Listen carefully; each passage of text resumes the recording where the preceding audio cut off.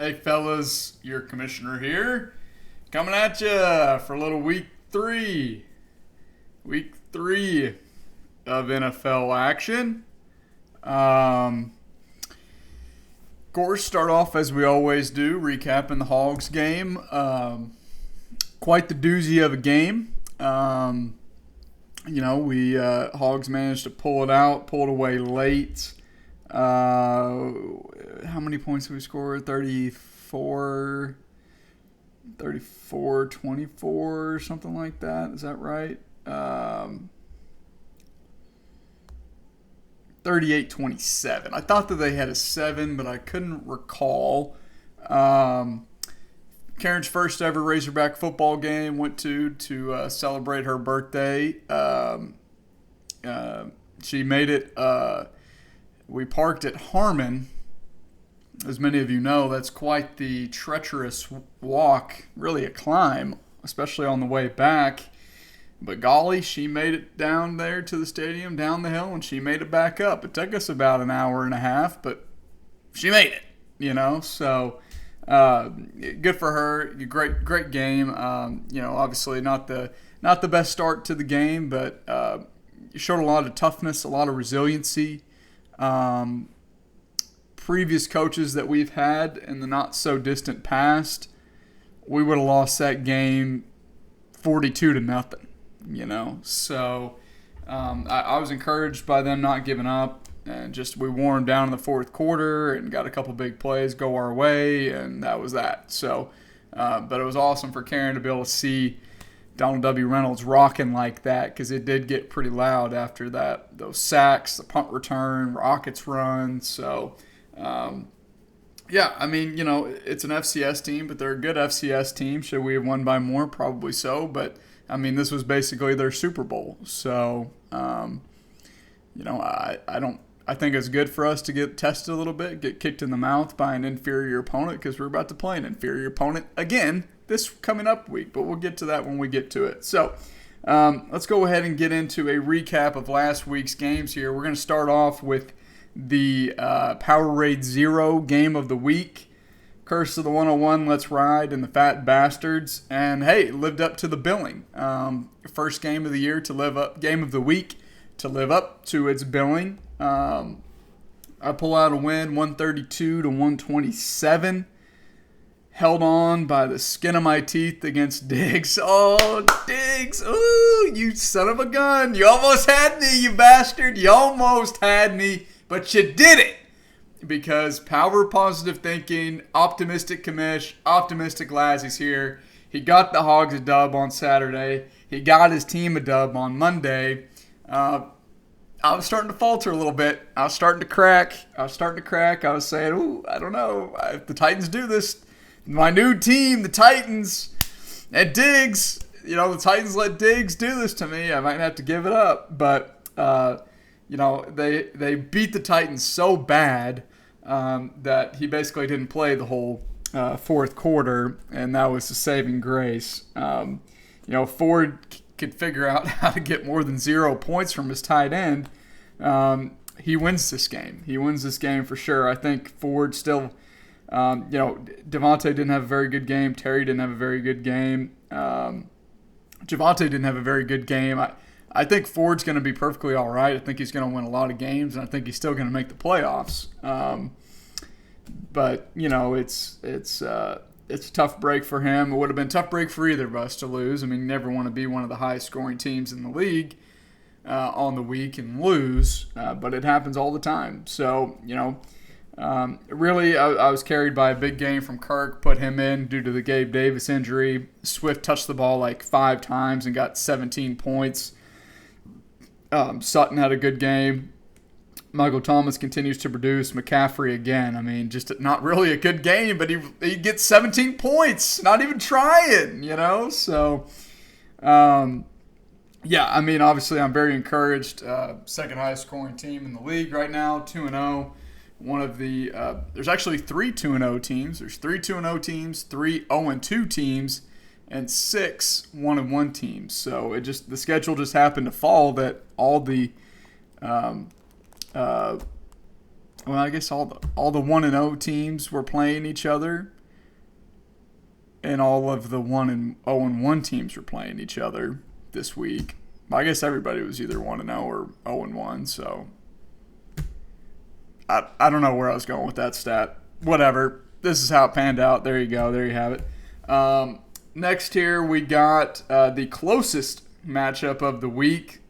This one was determined by 1.7 points. Very close. The Cataclysmic Catches versus the Swamp Donkeys. Again, Wilson gets a little fortuitous. Josh Allen has a monster game, 37 points. Rides the pine the rest of the night and allows Miles Sanders to come back and do just enough in the fourth quarter to eke out a win against Blaine. Great games from both of these guys, 126 to 125. Wilson's 2-0, I think, for the first time in his tenure. I take that back. The first year that Wilson was in the league, he started out 3-0. So Wilson is no stranger to hot starts. This was before that he took a sabbatical from the league before rejoining in 2018. So, yeah, it ties his second best start in league history. So, good job, Wilson. Get off to a hot start. And like I said, I really think that Wilson could do something special this season. And by special, I mean just make the playoffs, because it's never happened for him in this league. So, I think Blaine's going to be all right. Solid team Blaine is. I think he's going to be fighting for a playoff spot year in, year out. Josh Allen's going to be a good cornerstone for him, help carry him throughout most of the weeks if he can keep doing what he's doing. But, the back end of his roster is a little sus. You got to think that Pitts is going to turn it on eventually. But I really just don't like anybody on his bench. He really needs Hopkins to come back and really produce quite a bit. So, Wilson really doesn't have anybody crazy. I mean, he's obviously carried by the 3-touchdown game from Chubb, which ended up costing the Browns the game by not sliding, but it got Wilson the win. And a big game from Mike Williams, David Montgomery. But again, it's not an exciting roster that Wilson has, but I think he's got the right pieces in place to be able to make a playoff push. So, next here we got bitter rivals. Rip Discount Double Check dismantles, not knocks off, dismantles Razorback Revival 171 to 100.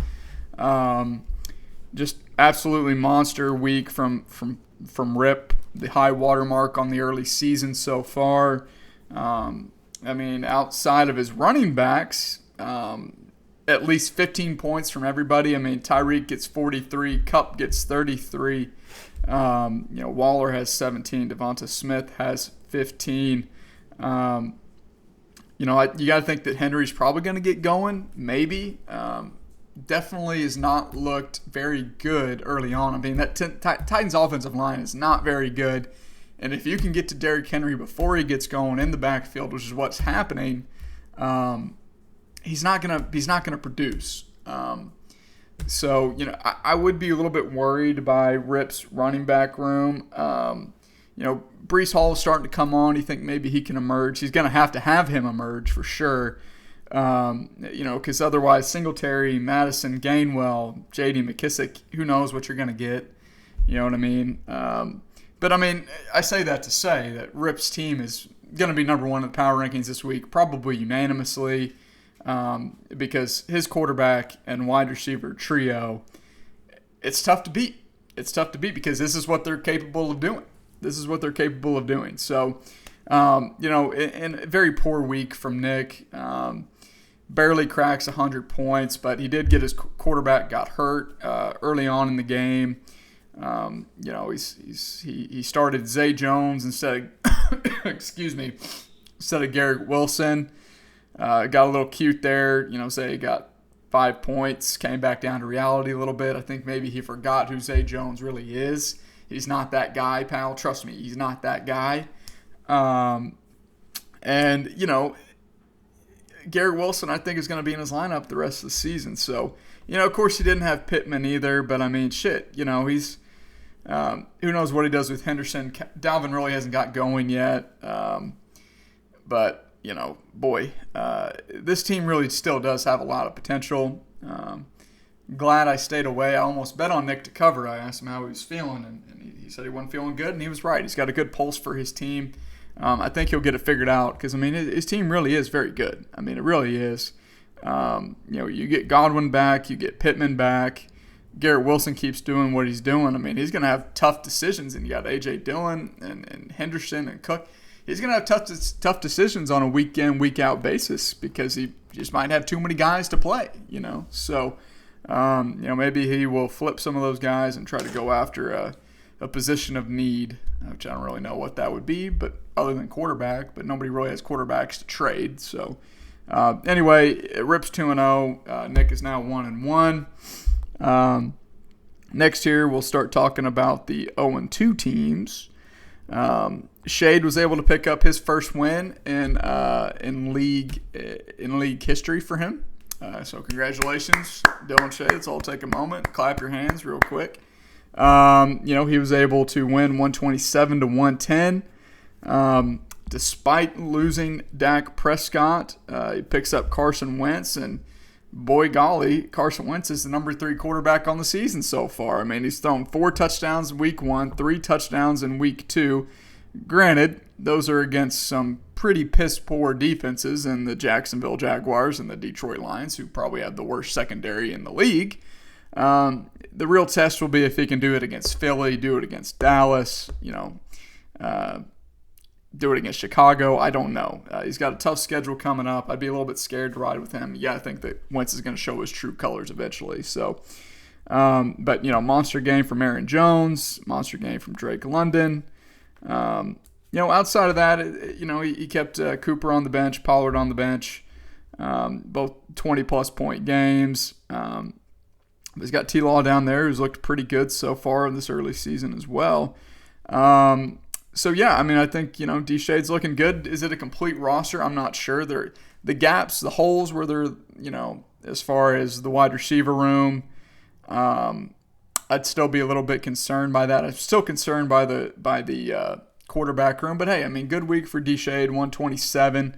I believe the fourth or fifth highest scorer, him and Ford were right there. So yeah, congrats, D-Shade. You played one of the worst teams in the league, who actually did have a decent week in Savoy. Puts up 110, really carried by Herbert, Eckler, Robinson, his wide receivers, very underwhelming. Devin Duvernay takes a kickoff to the house. You take that out, not a very good game from him. Hawkinson looks like he doesn't know what he's doing. If Jamal Williams isn't scoring touchdowns, he's not going to do anything. Now, he should be getting Keenan and J.K. back very soon, and that's going to bolster his team, a much-needed bolster to his team. But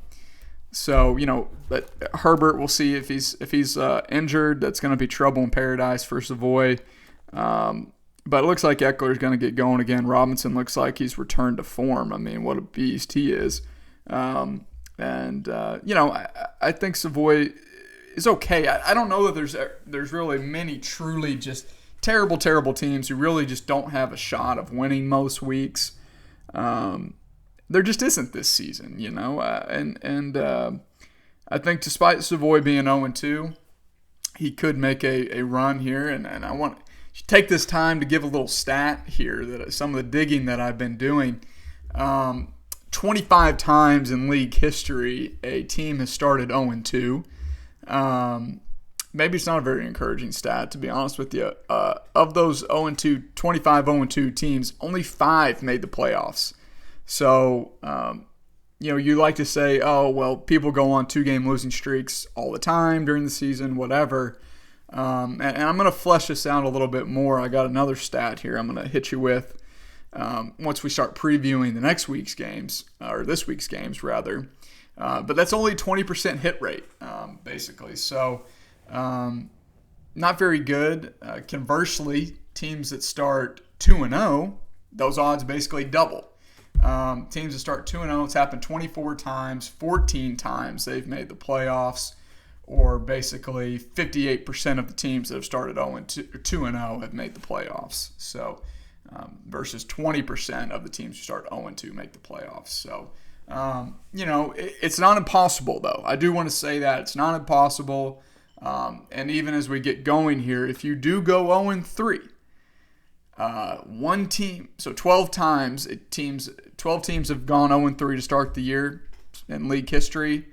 Only one of them has made the playoffs. But the team who made the playoffs that year, that one team, he won the whole thing. He won the championship. That's Connor Plunk, his first championship in the league. He started out 0-3 and came all the way back, fought his way, got his way into the playoffs as a low seed, ran the table, and won the whole thing. So don't lose hope. I know it's early. It's grim. These aren't great odds. I'll tell you that. But there is a little bit of hope for the teams that start. Now, if you go 0-4, never been done. Never made the playoffs. 6 times a team's gone 0-4. Never have they made the playoffs. So, but hey, you can worry about that week 3. If you're 0-3, worry about that in week 4. You know what I mean? So, yeah, I mean, it is a little discouraging. Also, something I'm working on as I'm trying to build out these stats. I'm trying to pull in the opponent's records. So, say, Nick says that he's beaten Ford, 100 times.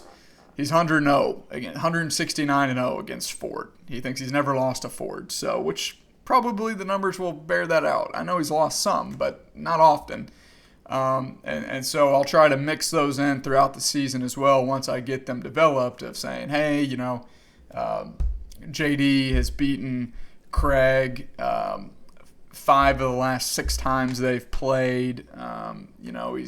His record lifetime against Craig is 10-2, something like that. So sorry, Craig, for picking on you, but it's just the first thing that popped to mind. So anyways, say that to say we'll be mixing some of these things in throughout the season. It's a lot of work going into this, but I think that hopefully y'all will enjoy these stats and if at the very not, just lie and say that you do, because it's a lot of my time and efforts going into this. So next here we got Dirty Birds bounce back against JD, drop JD to 0-2, wins 134 to 101.5.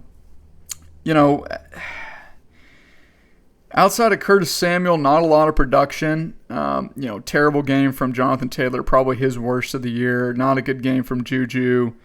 Hurst was just decent. Joe Burrow really has just not gotten going yet, which he had a good week 1. I'm remiss in saying that, but really outside of Plunk's Ravens. Plunk's Ravens accounted for 26 plus 21. What was that? 47 plus 48. So 47 plus 48. What is that? I don't know. Whatever. I'm not a math guy. So almost 80 points. Something like 60% probably of Plunk's production was from 3 guys. Are they going to do that every week? Absolutely not. I think there's still a lot of holes and things to be concerned about by this team, despite putting up the second highest point total this week. Mainly his running back. He needs to go out and make a move at running back, make a splash. The week 1, Kamara did not look very good. Did not play this week, banged up. Certainly, you don't want your running back dealing with rib issues all year, because it's not like he's going to get banged around, week in and week out. So, I don't believe in Melvin. I think Penny stock is just going to continue a downward trend. Travis Homer is taking snaps from this guy. But, Allen Robinson got on track a little bit. Jamar Chase isn't going to score 10 points every week. So, and Eli kind of came back down to reality too. But, Bateman's not going to keep this terror, certainly. If Bateman does keep up on this pace, then, it's going to be a force to be reckoned with, that's for sure. So, the triple Raven stack. And for JD, like I said, it's just, it's not looking good for JD. He has some good players on his bench. I think Kittle comes back. He'll be a little bit more competitive. Again, he's got good players. It's just not really they're not really producing for him right now. So JD is 0-2. Is he one of the teams I think that could make that 20% shot of getting into the – well, it's really less than 20% to be honest with you, but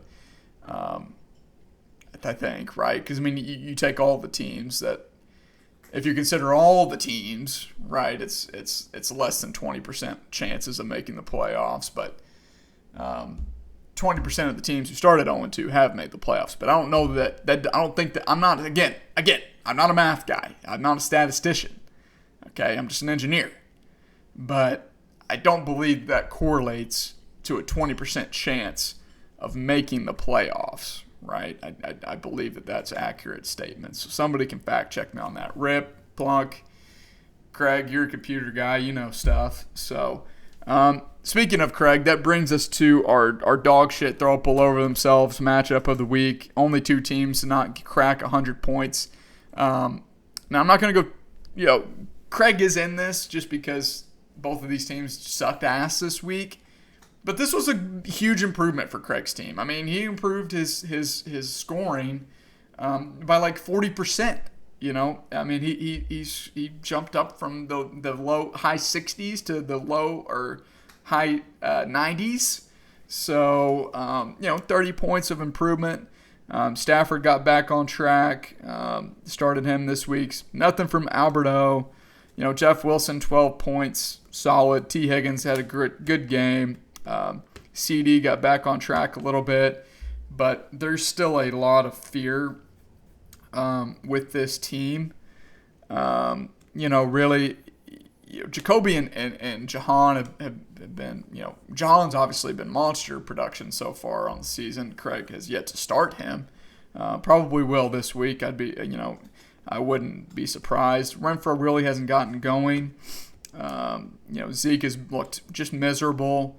But, little sign of life from Craig. He won. If he played literally anybody else in the league this week, he would have lost. He would have been 0-2.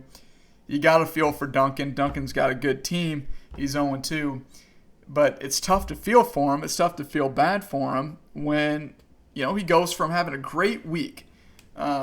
Week 1, I admitted that I was wrong, and maybe a little bit too early. Not so fast, my friend, because what does Duncan do from dropping 130 whatever points that he had last week? He follows it up with 90.5 points, Duncan. I'm starting to believe in you, Duncan. I mean, Kareem Hunt, again, doesn't score 2 touchdowns. There goes his value. Logan Thomas had a good game. Justin Jefferson was locked up by Darius Slay. DJ Moore salvages his day with the touchdown. Otherwise, that's just an abysmal game. Judy got hurt early. Josh Jacobs, nothing. Joe Mixon got bottled up. And Rodgers got back on track, but still only 20 points, And you look at his bench, and there's nothing there. I mean, the Titans don't know how to – they have a wide receiver throwing them the ball. For Bergs, Dawson Knox is up and down. He's hurt again already. Boyd's going to give you inconsistent production. Kirk Cousins is a bum in prime time. He can't produce.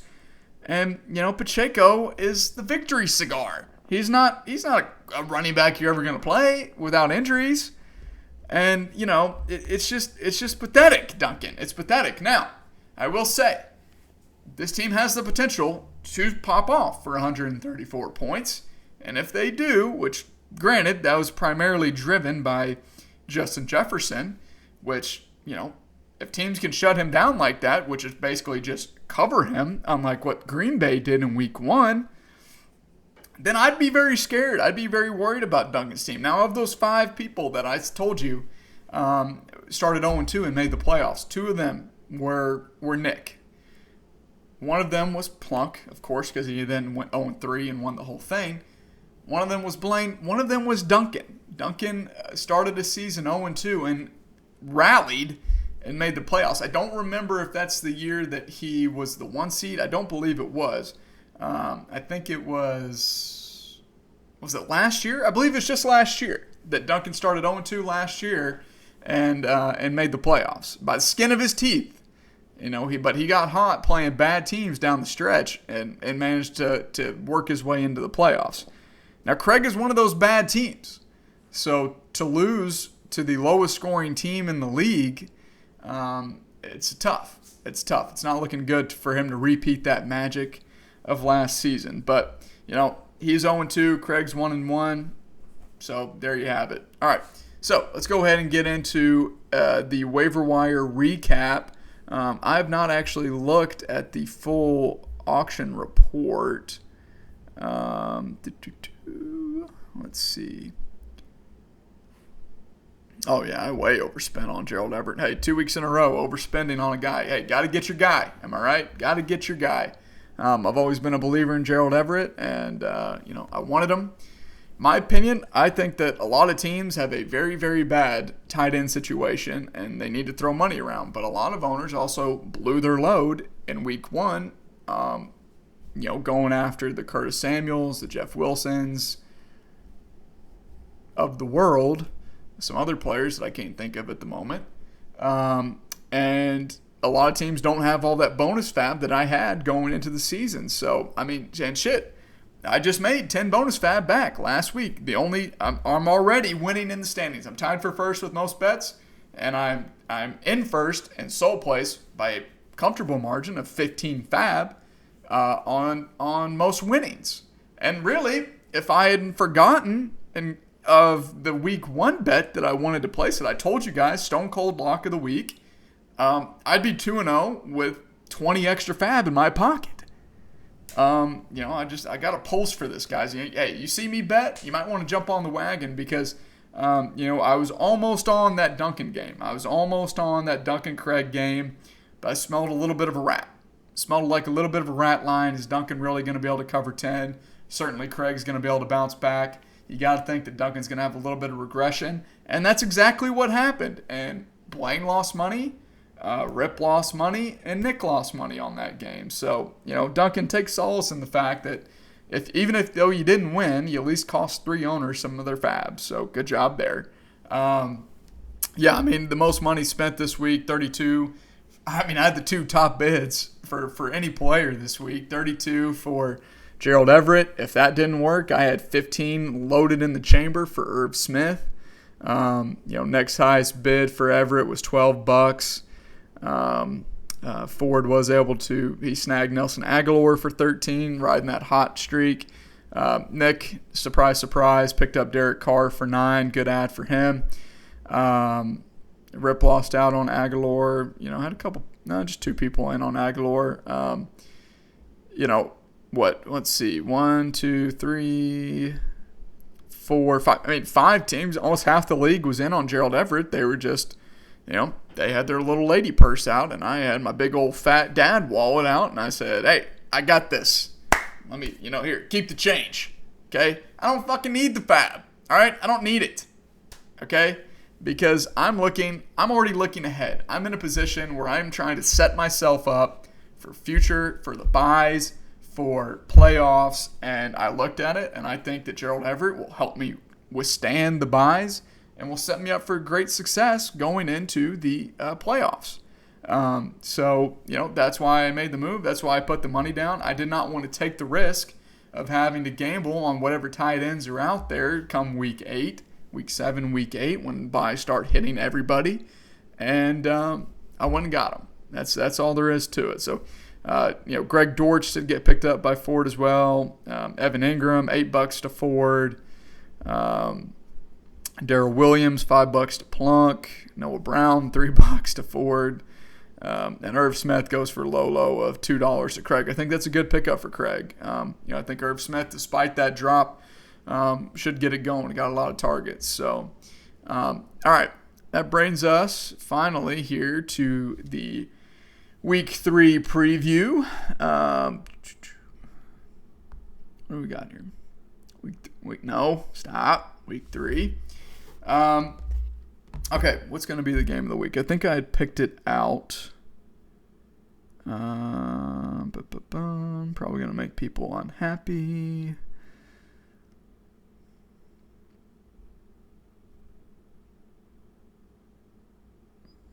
Yeah, we got to go with that one. Okay. All right, so we'll start off with doesn't contribute versus Curse of the 101. I'm currently projected to win 125 to 110 against Craig. Craig's made some adjustments, week in, week out. He's just trying to find the right pieces to put in there to get some production, to finally crack 100 points. Looking at my lineup here, some pretty juicy matchups some places, not so much at others. Had a fairly tough schedule for my guys early on here, but got the primetime matchup, a couple primetime matchups Thursday night and Sunday night. Of course, Craig also has a Monday night wide receiver for the third week in a row. I've got that to go up against, so.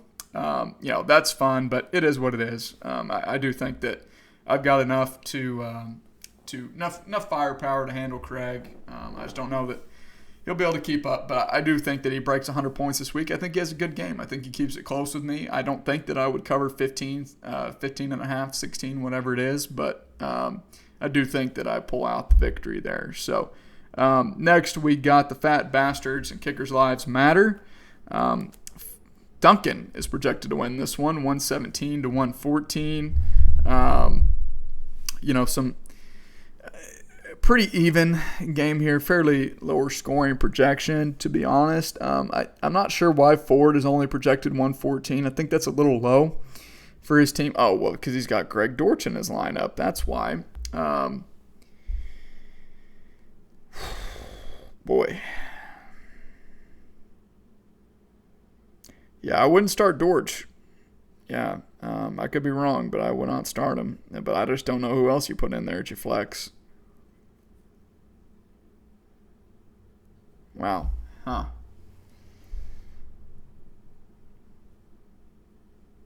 I'm going to go with Duncan. Duncan's going to get to 1 and 2, drop forward to 1 and 2 as well. Next here, we got possibly could have been the game of the week, but you got to earn your dues to get game of the week. And Shade Dynasty versus the Cataclysmic Catches. Shade holds a slight edge, 118.6 to 118 against Wilson. Let's see here.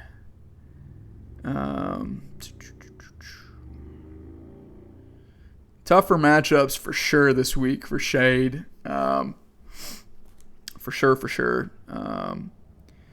Conversely, I think that Wilson has some very good matchups. He does not have Mike Evans this week, though. Wilson does not, so that's a little bit concerning for him. And no Schultz either. So I do think I'm going to go Wilson there. This one's tight. I mean, it's basically a pick 'em. But at least as of right now, I might be sprinkling a little action on Wilson there, plus 0.6. I do like that. I think he wins, basically. I think he wins, gets to 3-0. So I might put a little bit of money on that one. Next here, we got the Swamp Donkeys versus EDP 445 with Blaine projected to win 119 to 111. I think that Blaine stays hot here. Both have good matchups at the quarterback position. Ultimately, Savoy's matchups are probably better this week. It's really going to hinge on, is Thielen going to come back? Is Dobbins going to come back? If they don't, I just think Savoy is going to struggle to get to 100 points again. This one's tough. I mean, I really do like Blaine's matchups, but I think that was close. I would stay away from this game. I'm going to pick Blaine in this one. I think that Savoy also drops to 0-3. Well, it does drop to 0-3, and pretty much submits his odds of missing the playoffs. But I think it's a tough one for me to give a clear indicator which way it's going to go. I wouldn't be surprised either way, but I'm going to go with Blaine. Next here, we got Cooter Gain versus Discount Double Check. A couple of old bitter rivals in Rip and JD. Rip is projected to win 135 to 122, and this is just tough. I mean, it's tough for JD.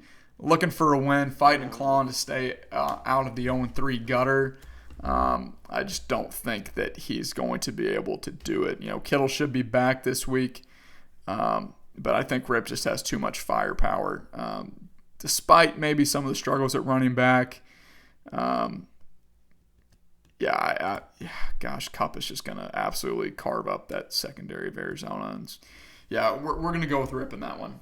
Rip gets to 3-0, drops JD to 0-3. It's tough. It's an unfortunate break of the schedule for JD, but I do foresee that happening. Okay, so that brings us to our game of the week. Not going to go too far here, an oldie but a goodie. Our Goldfish. I'll go ahead and do this first. The Goldfish baked snack cracker game of the week, cheddar flavored Goldfish by Pepperidge Farms. Pepperidge Farms remembers. This is 100% made with 100% real cheese. Real cheddar is better, always baked with 100% real cheddar cheese, no artificial flavors or preservatives. Now that's something to smile about, am I right? Nobody wants those genetically modified organisms in their food, or stuff that's going to give you stomach cancer, liver cancer, just destroy you from the inside out. Nobody wants that. So, you can eat 55 of these bad boys, and it's only 140 calories. So you can really go to town on this bag. No added sugars, as mentioned. Of course, a decent amount of sodium. There is some good salt on there. Salt makes everything taste a little bit better. Not only is real cheddar better, extra salt is better too. You know what I mean? It's bad for you, but darn it if it's not delicious. So, Goldfish, the official baked snack cracker of the Bring That Wood Fantasy Football League. I want to see if I can eat the whole bag. Just kidding. Cheers.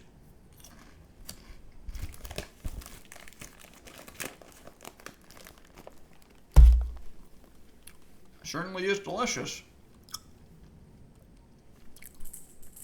All right, that is the Dirty Birds of War versus Razorback Revival.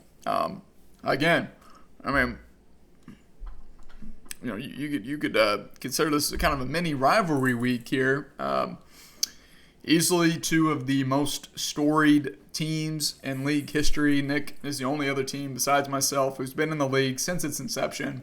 Plunk was in the league at the beginning of the year.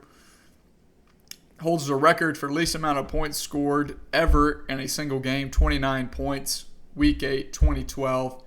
And look at how far he's come now, a three-time, three-peat champion. It's really a sight to see. He holds, he ties Nick for most championships in league history with 3. And another interesting note here is both of these teams are 1-1. So to break things down for you, another little quick stat. Teams that go 1-2, it's happened 50 times. 50 times in league history. Only 12 of those 50 teams have gone on to make the playoffs, a 24% hit rate.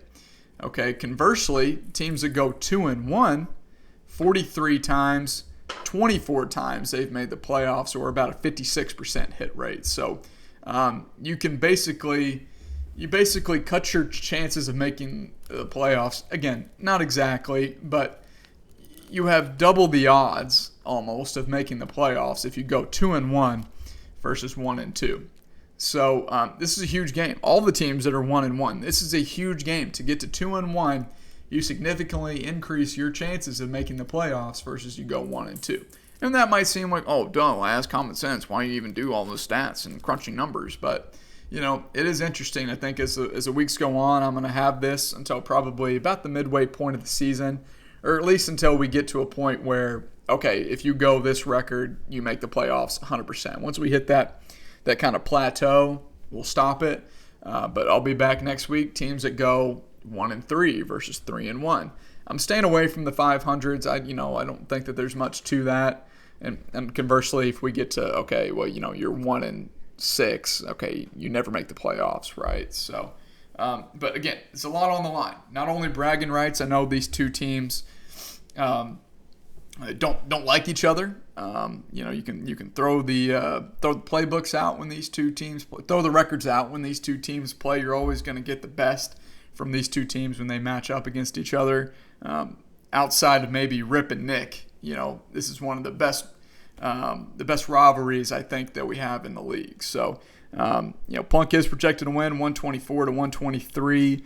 Battle of the quarterback, you got Lamar, Action Jackson versus Derek Carr. Lamar is playing New England, dealing with a little bit of an elbow. And Derek Carr is playing the Titans, who just might win 3 games this year. So I think it will be a little bit closer.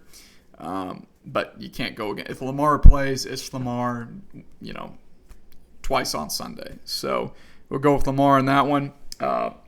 Battle of the running back, you got Alvin Kamara, should be back, and Rashad Penny versus A.J. Dillon and Dalvin Cook. I like Dalvin Cook to bounce back, kind of get on track. He's had a little bit of a slow start to the season. I think Kamara might be eased in, and I don't trust Penny. So we'll go with Nick's running backs in that one. Although A.J. Dillon is playing Tampa Bay, who has one of the best run defenses in the league, I do remember seeing, I think they lost one of their key pieces on that defensive line. I can't remember what his name is, but and he might not even be a key player, but I could just be making that up. But ultimately, I still think that he does more than Penny. So battle of the wide receivers, you got Allen Robinson, Jamar Chase, Rashad Bateman versus Pittman, Waddle, Brown. New England's going to take away the big play. They did a very good job of that week 1 against Miami, except for that one play to Waddle. I think Bateman, if he doesn't have that big play, he has yet to really produce. He's had 3 big plays the first 2 weeks, and that's really been his production. Outside of that, he hasn't really done much. So, really the key here is, will Pittman be back for Nick's team? If he is, I think he's pretty easily wins this wide receiver battle. If he doesn't, I probably would push it. So, battle of the tight ends, you got Dallas Goedert, he's had a good start to the year, and Mark Andrews. Be interesting to see if Belichick doesn't try to scheme Andrews out of the game. But it's tough to go against Andrews, so I'll go with Andrews in that one. And then battle of the flex, you got the 2 New York Jets wide receivers, Eli Moore versus Garrett Wilson. Obviously Garrett Wilson had a monster week last week. Cincinnati got carved up by Cooper Rush. So, what do you think that Joe Flacco is going to do to him? So, Joe Cool, Flacco. I'm going to push this one. I don't know. I don't want to pick it. So, we'll push that. Ultimately, this can really influence, these teams' seasons here by winning this game. I'm going to go with Nick. I believe in Nick's team more. I'm going to go with Nick to beat Plunk. I don't like picking Plunk. So, yeah, we'll go with Nick in that one. I think he wins a close one. So, all right. So, that's all I got this week, fellas. Hogs are playing in Jerry World this week. A&M. I know most of y'all will be at Format Fest. Probably not watching the game. Being good fans, good negative Nancy fans. I would like to point out that Ford, who was extremely negative on Saturday, he did lose. Karma came back for him. He did not deserve to win after the way that he thought the Hogs were going to lose. I find your lack of faith disturbing. And Craig, like I said, Craig plays anybody else. You got a little bit of lucky, a little bit of that luck of the Italian. You know what I mean? As they say, the luck of the Italian.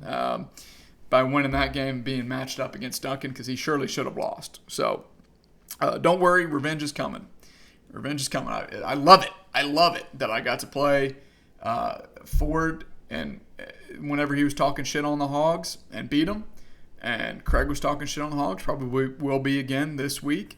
And I plan to put him in his place as well and show them that the power of positive thinking, optimistic Commissioner Laz, optimism is the way to go. It's the way to be. It's the way to success. And I hope that all of you take that journey with me, and your lives, and it'll bring good things into your life and your fantasy football life. But like I said, we are playing technically at A&M. I think it's an away game for us. Texas A&M is projected to win the Lions 1.5. I don't really get that. I think it's a little bit of an overreaction to our game against Missouri State. I think we go out and stomp them. I don't believe them. We got to wrap up against them, that's for sure, because that running back they got, Acheo or whatever his name is pretty damn good. But yeah, I mean, I think the Hogs win this one, and finally, let's do to A&M what they did to us for like 7-8 years in a row, right? Where we just beat them, year in, year out, doesn't matter. So I really think that we can do it, and fully close the door on A&M's championships hopes. Not that it's already closed, but all right. So that's all I got this week, fellas. Good luck in y'all's matchups. Stay safe out there at Format Fest. Especially, don't take any illicit drugs, no fentanyl, none of that. And whoop big.